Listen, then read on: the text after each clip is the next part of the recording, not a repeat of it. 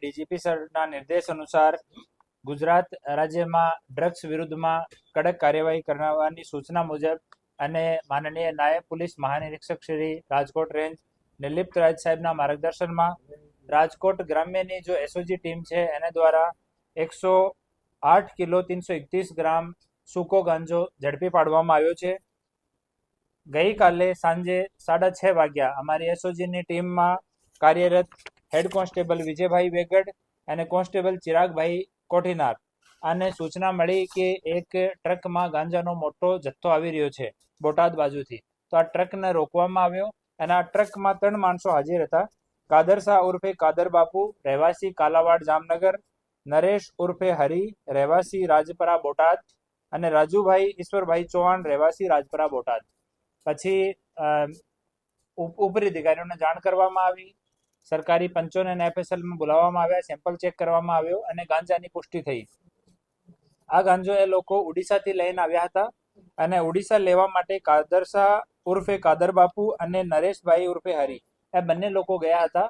આ ગાડી જે છે આ નરેશભાઈના ભાઈની છે અને ઓડિશાથી લઈ એ સલ્ફર લઈને આવ્યા હતા અને વડોદરામાં સલ્ફર ખાલી કર્યો હતો અને સલ્ફરની બાજુમાં એ લોકો છુપાવીને આ ગાંજાનો જથ્થો લઈને આવ્યા હતા।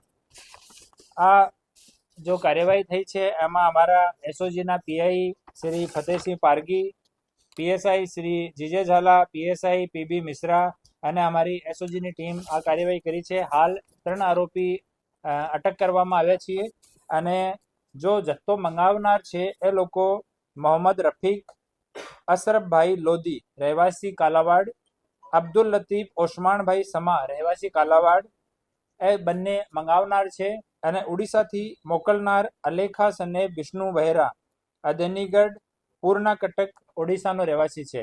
એ લોકો જે કાલાવાડના લોકો છે મોહમ્મદ રફીક અને અબ્દુલ લતીફ એ બંને ડાયરેક્ટ ત્યાં ઓડિશામાં કોન્ટેક્ટ કરતા હતા અને એ જ ઇન્સ્ટ્રક્શન આપતા હતા ગાડીના ડ્રાઈવરને કે તમારે અહીંયા જવાનું, અહીંયાથી સામાન લઈ આવવાનું।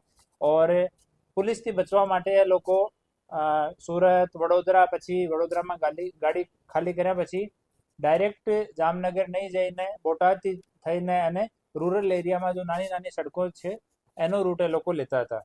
તો હાલ 108 કિલો અને 331 ગ્રામ ગાંજો જેની કિંમત 54,16,550 રૂપિયા, એની સાથે એક માલવાહક ટ્રક જેની કિંમત 30 લાખ રૂપિયા અને મોબાઈલના 3 નગ, આમ કુલ મળીને 84,31,550 રૂપિયાનો આ કુલ મુદ્દામાલ કબજે કરવામાં આવ્યો છે।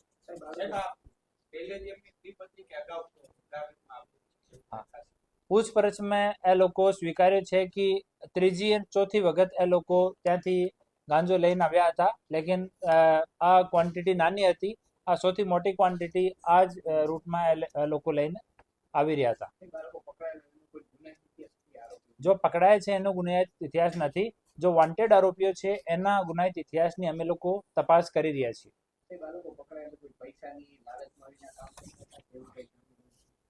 આની એક વખત થોડી ઓર પૂછપરછ થશે ત્યારે જો વિગત સામે આવશે આપ 100 લોકો સાથે શેર કરવામાં આવશે।